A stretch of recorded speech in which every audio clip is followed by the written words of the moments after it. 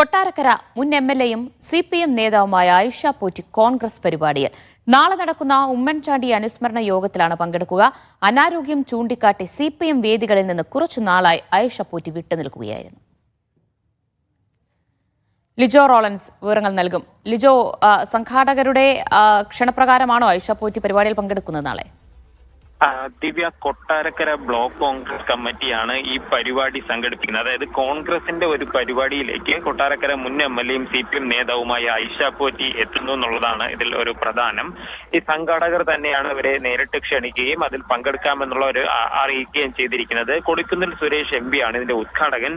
നാളെ വൈകിട്ട് 5 മണിക്കാണ് കലയപുരം ആശ്രയ സങ്കേതത്തിൽ ഈ പരിപാടി നടക്കുന്നത്. ഈ യോഗത്തിൽ അനുസ്മരണ പ്രഭാഷണമാണ് ഈ ആയിഷ പോറ്റി നിർവഹിക്കുക.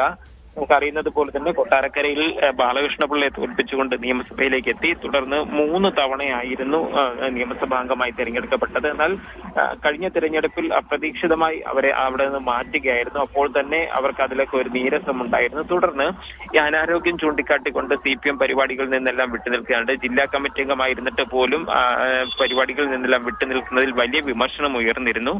ഇപ്പോൾ നിലവിൽ സിപിഎമ്മിന്റെ ഒരു ഘടകത്തിലും ഇല്ല എന്നുള്ളതാണ് ആയിഷ പോറ്റി.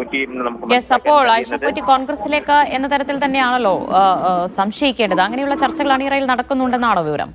ഈ ആയിഷ പോറ്റിയുമായി സംസാരിക്കുമ്പോൾ മനസ്സിലാക്കാൻ കഴിയുന്ന ഒരു കാര്യം എന്ന് പറയുന്നത്, ഇത് ഉമ്മൻചാണ്ടിയുമായി ബന്ധപ്പെട്ട ഒരു പരിപാടിയല്ലേ. കോൺഗ്രസിലെ മുൻ മുഖ്യമന്ത്രി ആയിരുന്നല്ലോ, സംസ്ഥാനത്ത് മുഖ്യമന്ത്രി ആയിരുന്നല്ലോ. താൻ നിയമസഭയിലേക്ക് എത്തുന്ന സമയത്ത് മുഖ്യമന്ത്രി ആയിരുന്ന ഒരു വ്യക്തിയാണ്. അപ്പോൾ അദ്ദേഹത്തെ അനുസ്മരിക്കാനായി തനിക്കുണ്ട്, അതുകൊണ്ട് പങ്കെടുക്കുന്നു എന്നുള്ള ഒരു കാര്യം തന്നെയാണ് പറയുന്നത്. പക്ഷെ അതിലൊരു പ്രധാന കാര്യം എന്ന് പറയുന്നത്, കൊട്ടാരക്കര ബ്ലോക്ക് കോൺഗ്രസ് കമ്മിറ്റി കുറച്ചു നാളുകൾക്ക് മുമ്പ് ഒരു പ്രമേയം പാസാക്കിയിരുന്നു. ആയിഷ പോറ്റിക്ക് വേണ്ടി കോൺഗ്രസിന്റെ വാതിലുകൾ തുറന്നിട്ടിരിക്കുന്നു എന്ന് പറയുന്നതുമായി കൂട്ടിച്ചേർത്ത് വായിക്കുമ്പോൾ ഇതിന് രാഷ്ട്രീയ പ്രാധാന്യമുണ്ട്. മാത്രമല്ല, സിപിഎമ്മിന്റെ പല നേതാക്കളും, അത് ടി.കെ. ശശി ഉൾപ്പെടെയുള്ളവർ കോൺഗ്രസിലേക്ക് എന്നുള്ള വാർത്തകൾ വരുന്നതിന് തൊട്ടു പിന്നാലെയാണ് ആയിഷ പോറ്റിയും കോൺഗ്രസ് വേദിയിൽ നാളെ എത്തുന്നത്.